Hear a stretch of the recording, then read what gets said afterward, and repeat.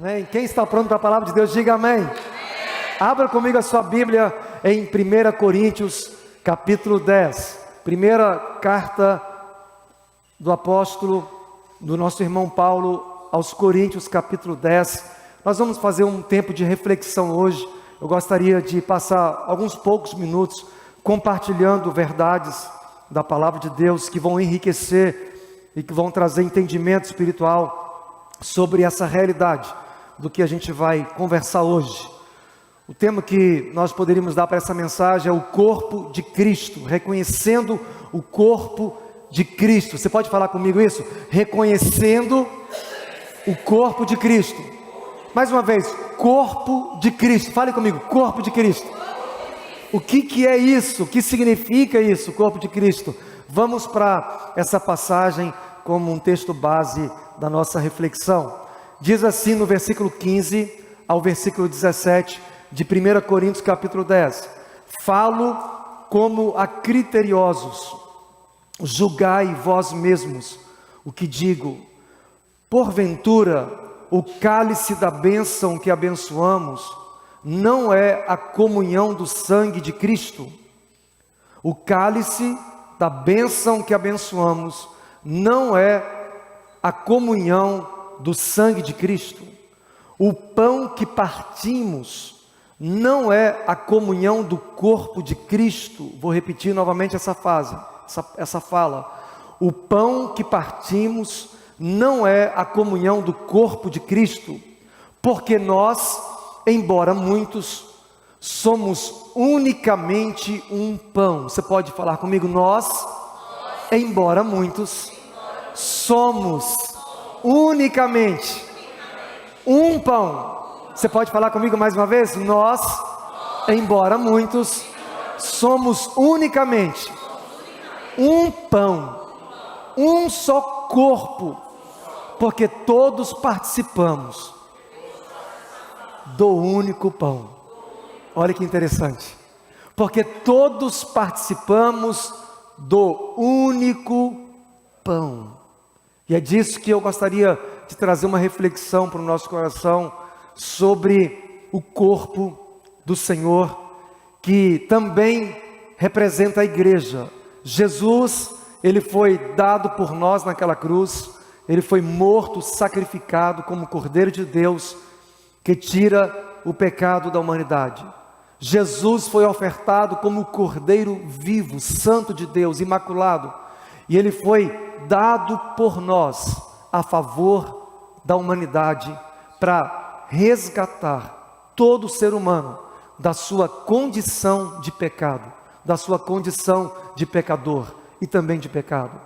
Jesus, como Cordeiro vivo, como Cordeiro sem mácula, como Cordeiro que não havia nele mancha, não havia nele nenhum pecado, nenhum restígio, nenhuma possibilidade de pecado havia nele. Jesus naquela cruz, ele se fez pecado, assumindo o nosso pecado. Jesus recebeu no corpo dele o nosso pecado, o meu e o seu pecado. E diz a Bíblia que hoje, aqueles que estão em aliança com ele, toda pessoa que recebeu o sacrifício de Jesus e que creu na morte e na ressurreição de Cristo, torna participante do corpo também do Senhor. Diga assim para quem está perto de você: quem crer e quem recebe, torna participante do corpo do Senhor. E é disso que essa passagem que nós acabamos de ler, ela está dizendo. 1 Coríntios capítulo de número 12, verso 27, fala assim, o texto estará aí na tela. Ora, vós sois corpo de Cristo, e individualmente membros desse corpo. Você pode ler comigo isso? Ora, vós sois corpo de Cristo. Diga assim: eu sou o corpo de Cristo. Agora diga assim: nós somos corpo de Cristo, e individualmente membros desse corpo. Gente, nós precisamos discernir o corpo do Senhor, sabe, queridos? Porque muitas vezes a gente olha para essa mesa que figura o pão e o sangue de Jesus, o corpo e o sangue de Jesus, e muitas vezes nós não estamos discernindo corretamente, e não estamos dando o valor devido que devemos dar ao sacrifício, à morte e à ressurreição de Jesus. Nós como igreja precisamos dar o valor devido ao corpo de Jesus, ao corpo do Senhor. E não há forma melhor de nós discernirmos o corpo quando nós olhamos para a palavra de Deus e nós passamos a reconhecer o que é o corpo e o que significa o corpo do Senhor Jesus. A Bíblia diz que nós somos o corpo. O texto que acabamos de ler diz: vós sois o corpo de Cristo. O corpo místico, o corpo invisível, porque existe o corpo literal de Jesus, é onde Ele está agora, à direita de Deus Pai. Jesus, corporalmente, a Bíblia diz que Ele se fez carne, a própria divindade, Cristo, o verbo de Deus, o verbo vivo de Deus, se fez carne e habitou entre nós, cheio de glória e de verdade. Eu oro para que a sua mente possa vir para a palavra de Deus, para que o Espírito de Deus possa produzir em meu coração, no nosso coração hoje, arrependimento, conversão genuína para aquilo que significa corpo de Cristo. Porque a Bíblia diz, gente, que tem pessoas que estão morrendo, tem pessoas que estão dormindo, tem pessoas que estão doentes, porque não estão discernindo o corpo do Senhor. É a palavra de Deus que fala isso.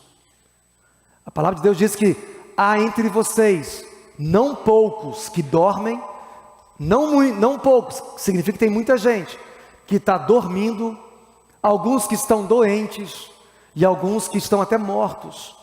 Por quê? Por não discernir o corpo do Senhor. Então essa mensagem hoje ela é muito relevante para mim e para você. Para você que é crente recente, que é recém-convertido, para você que está se convertendo agora, para você que vai se converter ainda, e para você que é cristão há mais tempo, e especialmente aqueles que são há muitos anos, porque nós comumente a gente começa a se acostumar com o contexto de igreja e da ceia do Senhor, e a gente, por não considerar o corpo do Senhor, por não discernir o corpo do Senhor, a gente pode estar tomando a ceia de modo indevidamente, por não discernir o corpo do Senhor. Pastor, o que é que me torna digno? O que te torna digno de tomar a ceia é o sacrifício que Ele fez, é o corpo dele que foi moído naquela cruz, e é o sangue dele que foi derramado naquela cruz, é o que te torna digno, aceito. Mas a Bíblia diz que nós como igreja precisamos discernir, e aí que está a mensagem, discernir, compreender o corpo do Senhor. Abra comigo lá em 1 Coríntios, eu queria que você abrisse a sua Bíblia, 1 Coríntios capítulo 11, nós vamos ler algumas passagens. 1 Coríntios capítulo 11 é um texto clássico da Escritura, e que nós conhecemos, muitos já ouviram dezenas e dezenas e dezenas de vezes. Eu já ouvi centenas de vezes, porque desde que eu sou criança eu ouço essa passagem nos dias de Santa Ceia ou em outros dias também. Agora, será que eu e você, será que nós estamos dando a atenção devida ao que a Bíblia está dizendo, o que o Espírito Santo, o que o Espírito Santo está dizendo à igreja? Vamos começar para a gente compreender o que significa isso, a partir do verso de número 17. Vamos seguir com uma leitura. 1 Coríntios capítulo 11, a partir do 17. Nós vamos ler a versão atualizada, revista atualizada que eu vou estar lendo. A partir do verso 17. Nisto, porém, que vos prescrevo, não vos louvo, porquanto vos ajuntais não para melhor, e sim para pior. Aqui o irmão Paulo está trazendo uma prescrição à igreja de Corinto e fala assim: olha, eu não vou elogiar vocês, eu não vou dar elogio algum para vocês, porque quando vocês se ajuntam, alguns de vocês se ajuntam para ficar pior e não para ficar melhor. Versículo 18: porque antes de tudo estou informado haver divisões entre vós, quando vos reunis na igreja, e em parte o creio.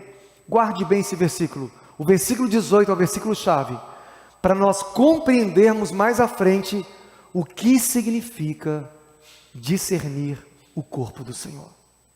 O versículo 18 é o versículo-chave, para que eu e você entendamos e possamos compreender o que é o corpo do Senhor e o que significa discernir o corpo do Senhor.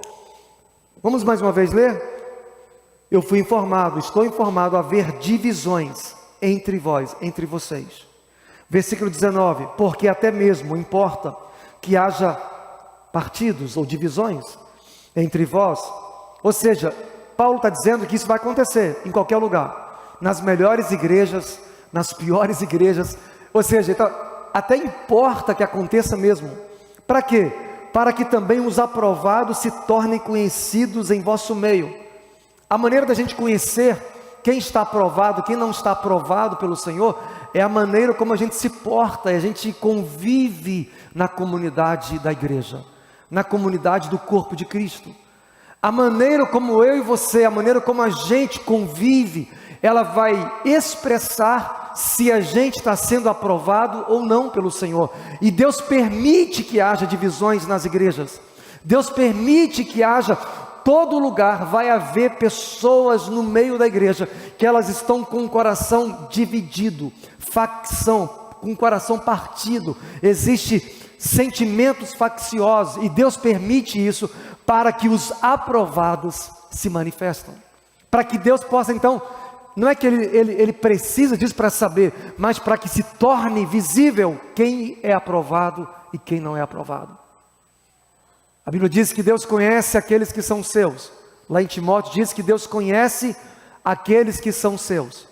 Quando Paulo escreve à igreja de Timóteo, ele diz que lá havia algumas pessoas que estavam dando motivo para envergonhar o evangelho. Ele fala assim: vocês conhecem esse e esse, Alexandre, Latoeiro, aquele outro. Esses homens só trazem tristeza para o meu coração. Paulo está dizendo, essas pessoas só trazem problemas para a igreja.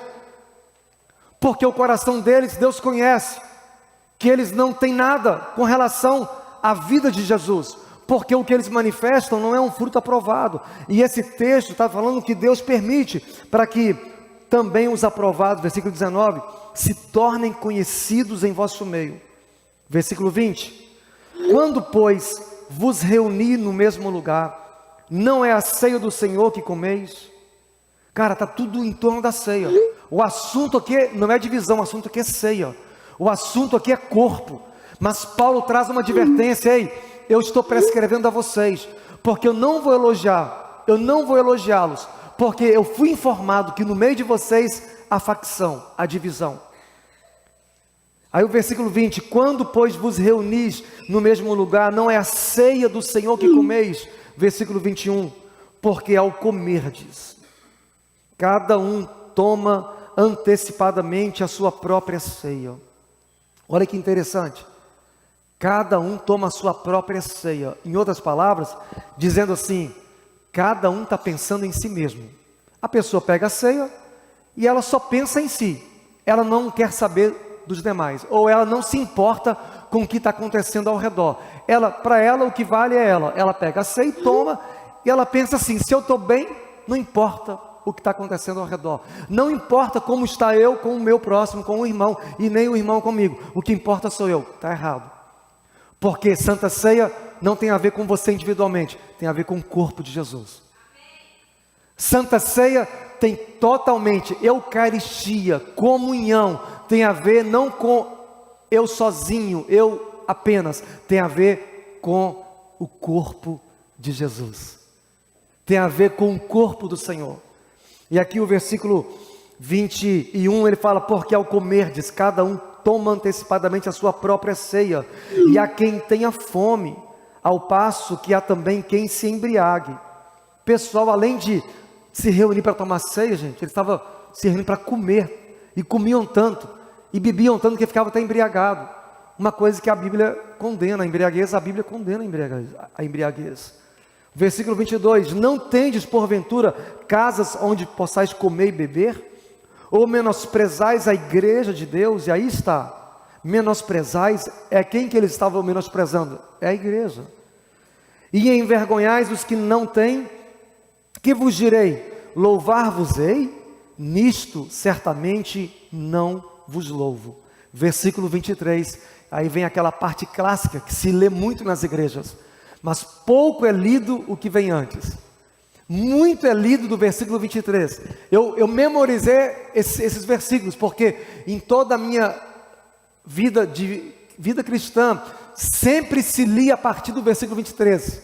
Mas poucas vezes eu ouvi, na minha história de vida, ler o contexto, ler o que vem antes. Porque eu recebi do Senhor o que também recebi, porque o Senhor na noite que foi traído, tomou o cálice.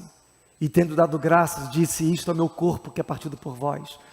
Fazei isto em memória de mim. Semelhantemente tomou também a ceia, o cálice, e disse, isto é o meu sangue, que é dado por vós, para a remissão de pecados.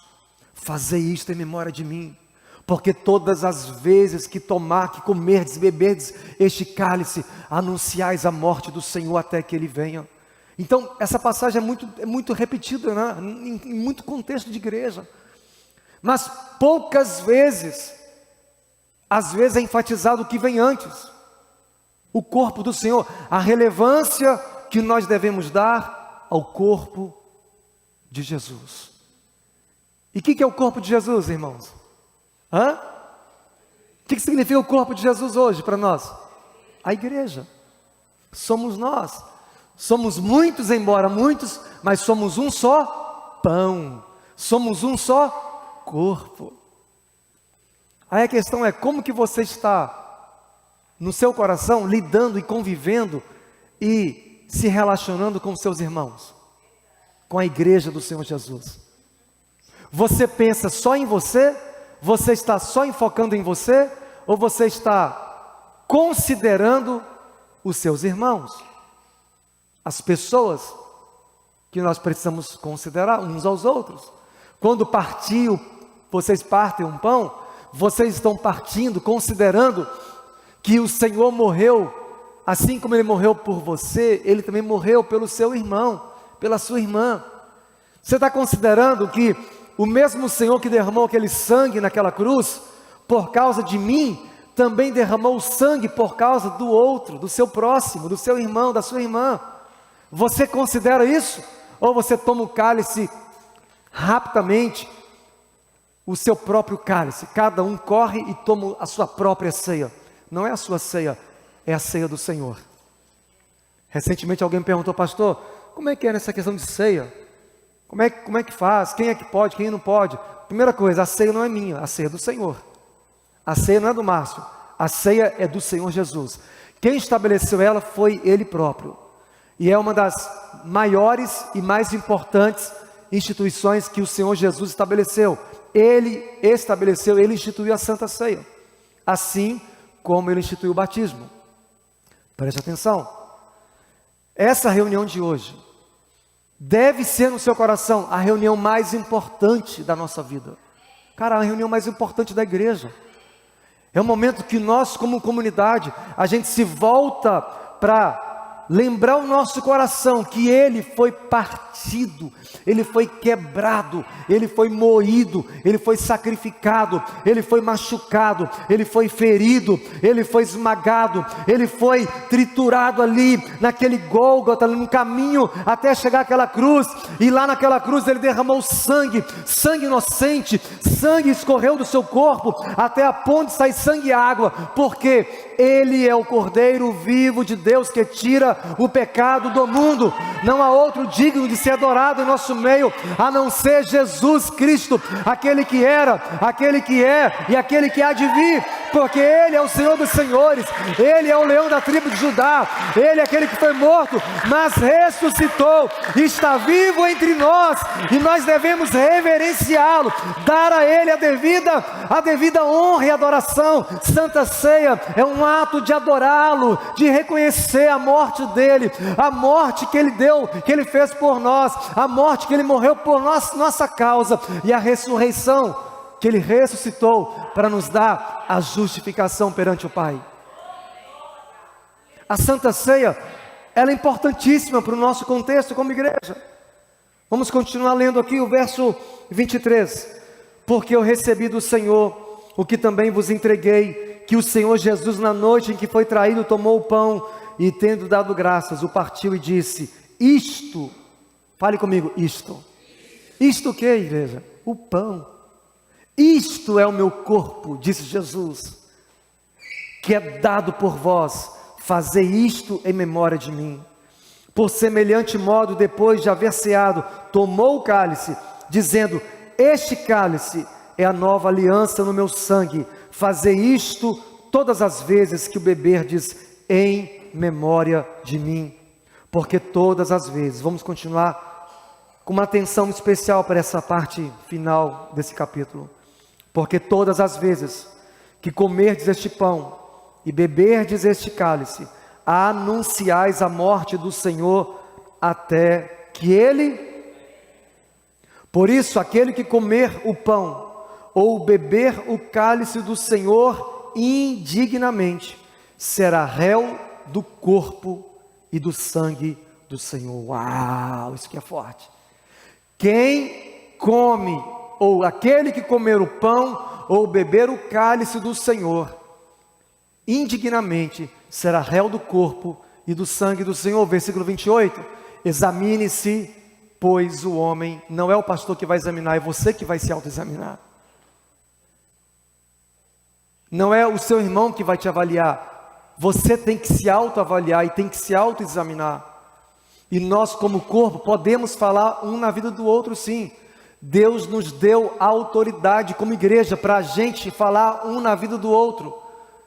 A gente simultaneamente exortar, instruir, orientar, admoestar no amor uns aos outros. E fala assim: olha, examine-se, pois, o homem a si mesmo, e assim coma do pão e beba do cálice. Próximo verso. Pois quem come e bebe, e aí vem aqui agora, chegamos aonde nós começamos, o corpo do Senhor. Quem come e bebe sem discernir Quem come e bebe sem discernir o que, gente?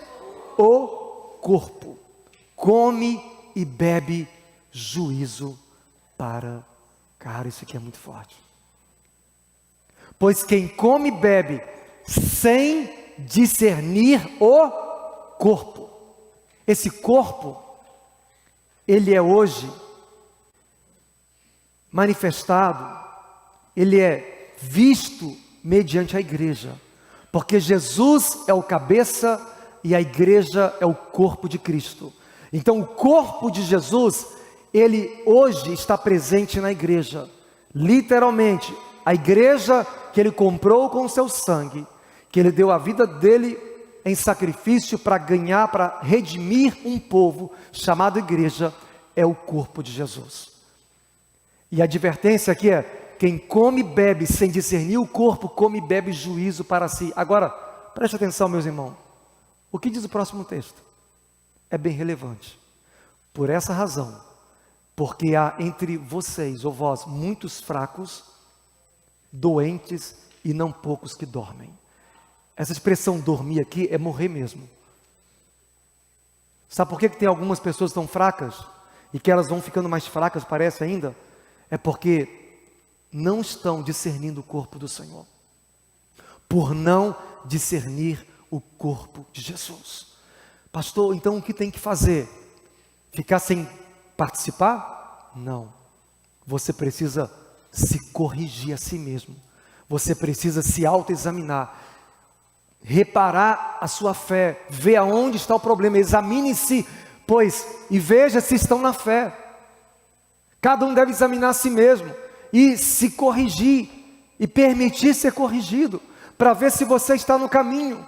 Porque comer do pão, beber do cálice, sem discernir o corpo do Senhor, traz juízo sobre si. E não sou eu que estou dizendo, é a palavra do Senhor que está dizendo. Amém, gente? É a palavra do Senhor que está dizendo. Eis a razão. Gente, pessoas que estão fracas, Pessoas que hoje, no contexto da igreja, não só aqui, mas em qualquer lugar, em qualquer parte da terra, pessoas que estão fracas espiritualmente, porque elas estão comendo, elas estão bebendo da mesa do Senhor, sem discernir o corpo que é a igreja. Estão comendo indevidamente, estão tomando do cálice, sabe, com ira, com inveja, com amargura, com ódio, com ressentimento, sabe, com contendas, com divisões. Isso que é o problema. É aí que reside o problema. Não é se você é digno, porque não há ninguém digno aqui, gente. O único digno é Jesus. O único que se torna digno é Cristo. Ele que nos faz e nos torna dignos de tomar a ceia e participar do seu corpo.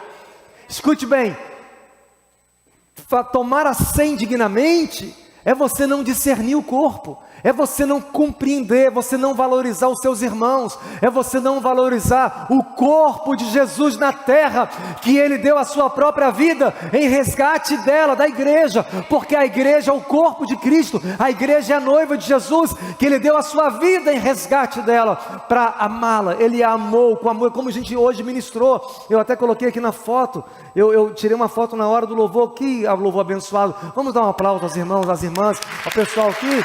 Que momento gostoso, que momento agradável. Eu tirei a foto aqui na hora, enquanto cantava. Ele foi julgado em meu lugar, hoje eu tenho vida.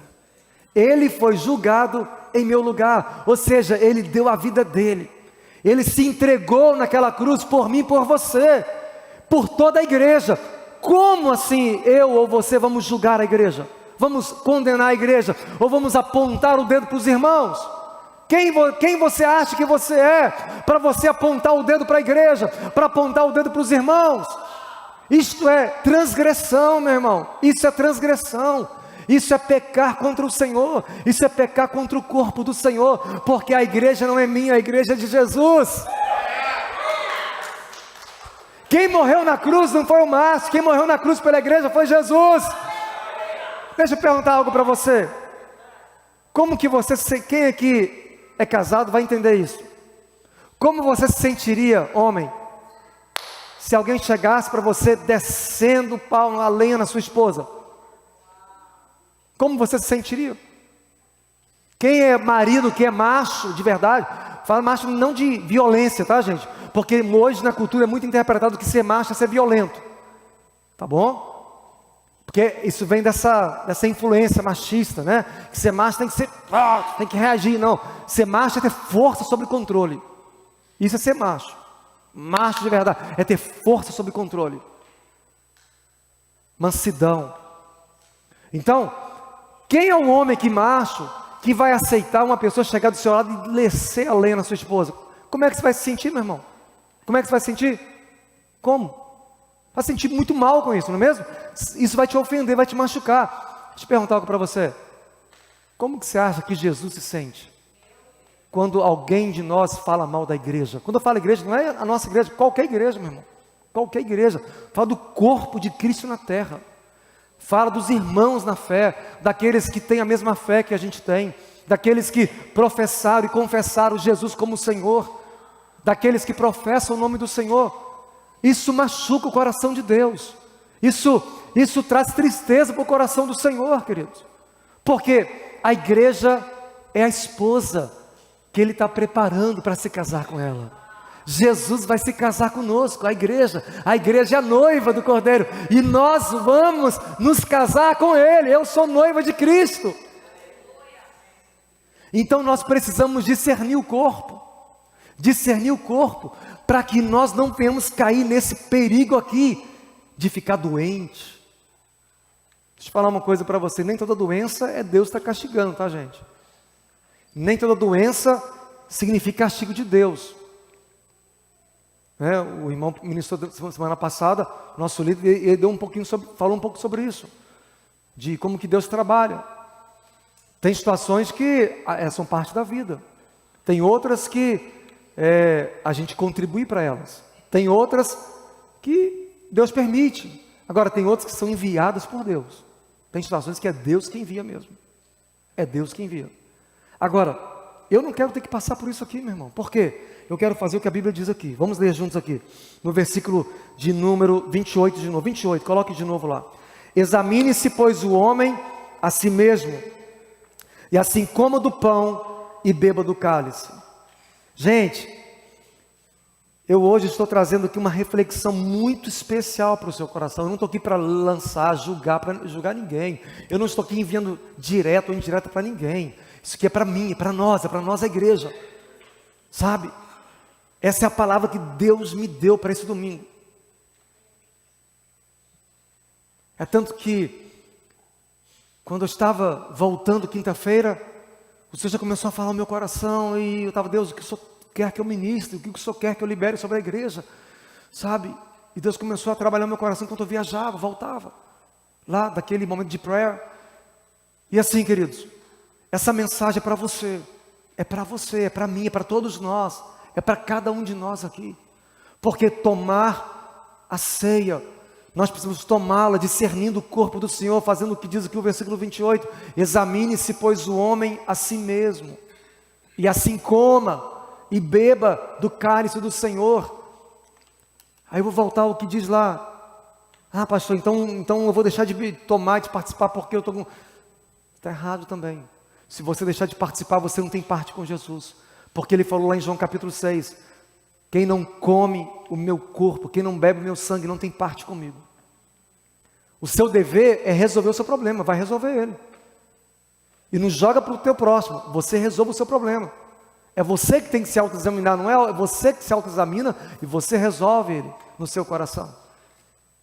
Lançando fora a amargura, lançando fora o ressentimento, lançando fora, sabe, os preconceitos, os julgamentos alheios, as invejas, as ambições egoístas, lançando fora toda idolatria, toda forma de idolatria, sabe?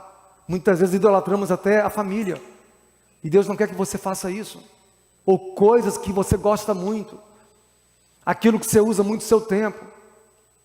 Então lança fora tudo isso, lança fora os palavreados torpes, as palavras que não devem nem sair da sua boca, que não produzem vida, que não produzem graça. Tira fora a malícia. Sabe o que é malícia? Ficar pensando mal, ficar cogitando coisa má, coisa maligna. Lança fora isso. A Bíblia diz isso muito claramente em Efésios capítulo 4. Lança fora toda amargura, ira, invejas, homicídios, sabe? Fora, longe de vocês. Porque vocês são o templo do Espírito Santo, e o Espírito Santo quer viver e habitar dentro de vocês. Não entristeçam o Espírito Santo, sabe? Imoralidades, toda forma de impureza, de sujeiras, de pecados que nos sujam, que nos contaminam, mas especialmente aquilo que se relaciona ao corpo, aquilo que se relaciona a pecados contra o corpo, que tem a ver com relacionamentos. Versículo agora o próximo, 29. Pois quem come e bebe sem discernir o corpo, come e bebe juízo para si. Pois esta é a razão, versículo 30. Eis a razão, porque há entre vós muitos fracos e doentes, e não poucos que dormem. Porque se nós julgássemos a nós mesmos, olha aí a chave. Se eu julgo a mim mesmo, o que vai acontecer? Não serei julgado. Se nós julgássemos a nós mesmos, não seríamos julgados. Mas quando julgados, eu oro para que nem eu, nem você, nenhum de nós precise passar por isso. Mas, quando julgados, somos disciplinados pelo Senhor, para não sermos condenados com o mundo. Sabe, tem coisas que Deus permite para nos corrigir, que é Deus está disciplinando mesmo, para que você não se perca a ponto de perder a sua alma, de ir para o inferno. Deus é tão generoso, tão amoroso, Deus é tão bom, que Ele pode até permitir coisas na vida de um santo, de alguém que professa o nome do Senhor. Por isso que há muitos fracos, doentes e não poucos que dormem. E se precisar, Deus vai até te levar ao sono, o sono da morte, porque é melhor que você morra salvo do que você fique aqui pecando. É melhor que você então, pastor, não consigo largar esse pecado. Ok, então vou orar para Deus te matar. Deus, pastor, eu não consigo viver, não consigo mudar de vida. Não consegue não? Então vamos orar para o Senhor te matar então. Pastor, que está ficando doido. Cara, o Deus está falando ali, ó. Se nós julgássemos a nós mesmos, não seríamos julgados. Volta o versículo anterior. Porque se nos julgássemos a nós mesmos, não seríamos julgados. Pronto. Então quando a gente resiste, quando a gente fica resistindo, teimando, demorando responder a Deus, a gente fica dificultando para Deus trabalhar em nós, Deus vai julgar a gente. Esse julgamento não é o julgamento para você ser condenado, não é isso. É o julgamento de você ser disciplinado pelo Senhor. É correção. Quando um pai e uma mãe corrige um filho, está julgando o filho. Isso é uma forma de julgar. Quando seu filho faz uma coisa que você não se agrada, e você o repreende, você está julgando ele. Está disciplinando. Porque julgar é fazer uma avaliação de acordo com os preceitos do reino de Deus. Por isso que Jesus fala lá em Mateus: não julgueis pela aparência, mas pela reta justiça. Julgais pela reta justiça. Ou seja, o nosso padrão de julgamento não é a minha mente, não é o que você acha, o que você pensa. Nós não podemos julgar as pessoas por aquilo que achamos. Nós julgamos as pessoas, podemos até julgar a ação delas. Nós não julgamos as pessoas, mas podemos julgar a ação delas pela palavra de Deus. Porque pelos seus frutos conhecereis a árvore. Eu posso julgar as ações das pessoas, eu posso julgar sim, Deus me dá permissão para isso. Está no Evangelho. Julgueis não segundo a aparência, porque a nossa tentação humana, a nossa reação humana é julgar pela aparência. A nossa tendência natural humanamente é julgar por aquilo que vemos. Eu fiz isso sexta-feira com a minha esposa, porque a gente é humano. Mas eu não fui julgar para condenar, mas eu fui ver uma coisa e eu julguei errado, porque eu vi uma coisa, aí depois a minha esposa: não, Márcio, não é isso aqui não, tá, isso que quer dizer isso. Eu falei: julguei errado, porque eu vi uma coisa, eu vi uma imagem, e quando eu vi, eu não li, aí eu julguei, eu já interpretei uma coisa, julgamento pela aparência. Estou dando um exemplo aqui, porque isso acontece often, a gente julga por aquilo que vê. Mas Jesus fala assim: não julguem pela aparência, mas julguem pela reta justiça. Então, nós precisamos avaliar o corpo do Senhor, e a gente permitirmos a gente mesmo se autoavaliar. O versículo 32, de novo: mas quando julgados, somos disciplinados pelo Senhor. Verso 33, assim, pois, irmãos meus, quando vos reunis para comer, esperai uns pelos outros. Por isso que a gente tem o costume de esperar uns pelos outros. Se alguém tem fome, coma em casa, a fim de não vos reunirdes para juízo. Quanto às demais coisas, eu as ordenarei quando for ter convosco. Então, essa passagem está falando sobre a importância de nós reconhecermos o corpo de Jesus. Tem um texto que eu vou voltar aqui, está em Efésios, capítulo 4. Pode colocar para mim? Efésios 4, do versículo 3 ao versículo 6, só para a gente trazer a força para aquilo que o Espírito Santo está falando com a gente hoje, o corpo de Cristo. Efésios 4, verso 3 ao 6, o texto sagrado fala assim, lá em Efésios, na versão mesmo que eu estou lendo, atualizada, Efésios capítulo 4, se eu falei 6, eu falei errado, capítulo 4, versículo 3 ao versículo 6. Pode colocar para a gente. Eu vou ler aqui, Efésios 4, do 3 ao 6. Esforçai-vos diligentemente por preservar a unidade do Espírito no vínculo da paz. Olha aí. Há somente um corpo e um Espírito, como também fosse chamados numa só esperança da vossa vocação. Há um Senhor, uma só fé, um só batismo. E aqui eu estou encerrando esse momento, porque domingo que vem vamos ter batismo nas águas. Há um só corpo, há um só Senhor, uma só fé, um só batismo. Pode voltar ao texto anterior, 4? Vamos ler de novo. Há somente um corpo e um Espírito. Você pode falar comigo? Há somente um corpo e um Espírito. Agora o versículo 5. Há um só Senhor, uma só fé, um só batismo. Amém, gente? Não tem outros corpos, há um corpo só. A igreja Emanuel, ela é parte do corpo de Cristo na terra. As igrejas que estão no Senhor, que nasceram no Senhor, que estão aliançadas com o Senhor, espalhadas pelo mundo, elas também são parte do corpo do Senhor. É um corpo só, apenas um corpo, uma só fé, um só batismo. Por isso que domingo que vem nós vamos vivenciar um momento muito especial, muito ímpar, onde nós vamos ver pessoas que vão declarar publicamente a fé delas em Jesus. Elas vão fazer aquilo que está em Colossenses. Eu vou pedir para que também coloque Colossenses capítulo 2, no versículo 11 ao 12, na versão, eu creio, NVI, se puder colocar, Colossenses 2, do versículo 11 ao 12, na NVI. Nele também vocês foram circuncidados, Colossenses 2, 11 ao 12. Nele também vocês foram circuncidados, não com uma circuncisão feita por mãos humanas, mas com a circuncisão feita por Cristo, que é o despojar do corpo da carne.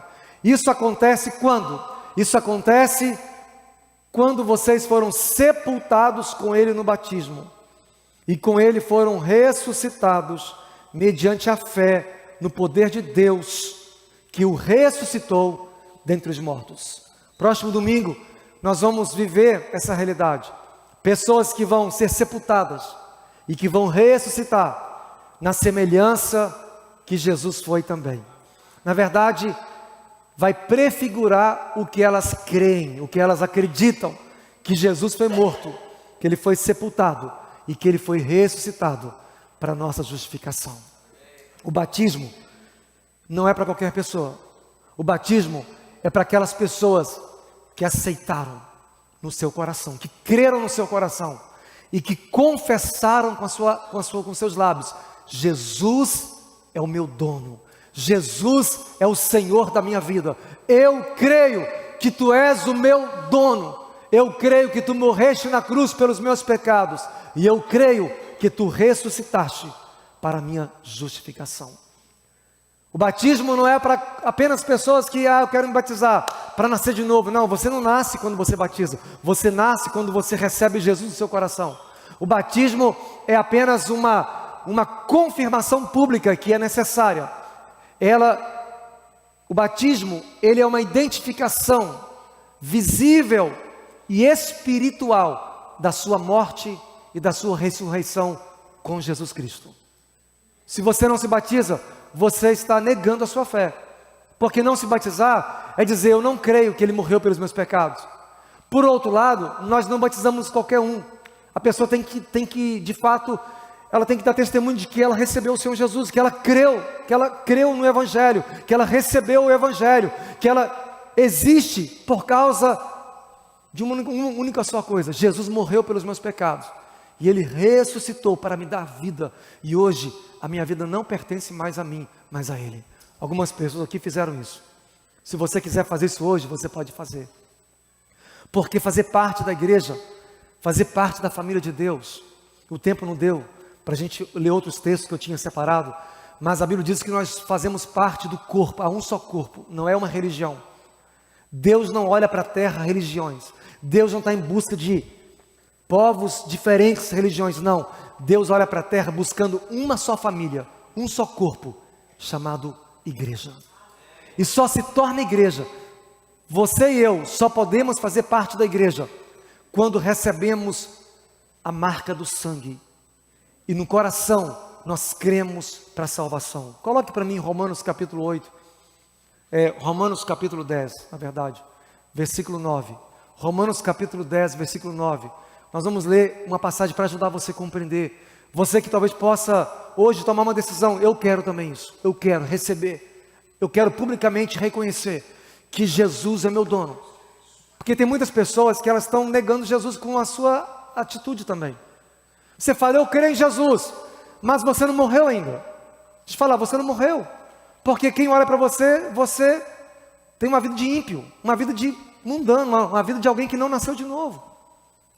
Porque nascer de novo, ser sepultado, significa: eu não vou viver mais para mim, eu agora vou viver para Jesus. Eu não vivo mais eu, mas Cristo vive em mim. Amém, gente?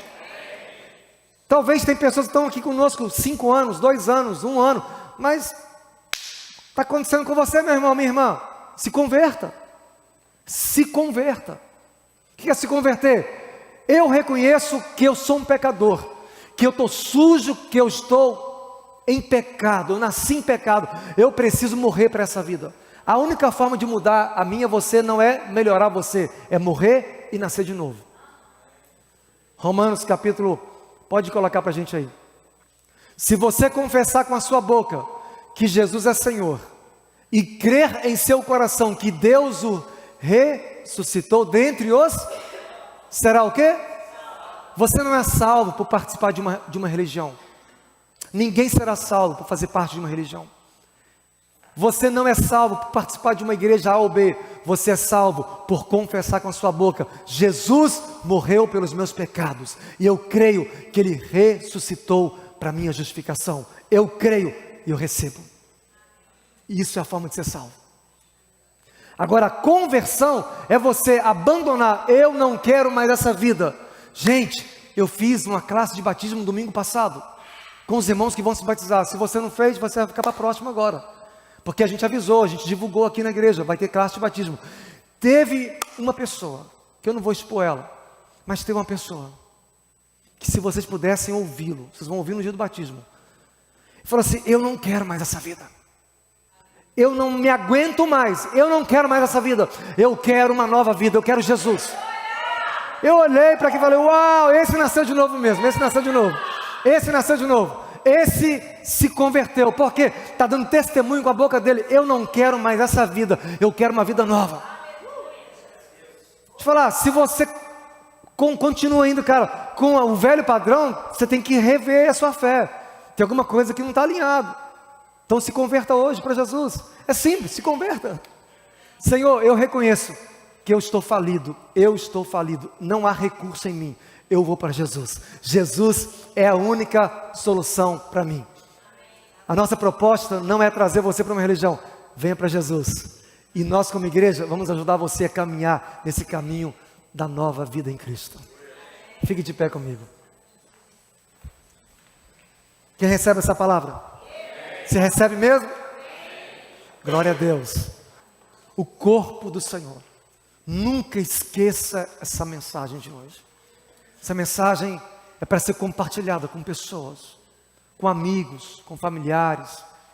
Essa mensagem é uma mensagem para você abençoar a igreja do Senhor.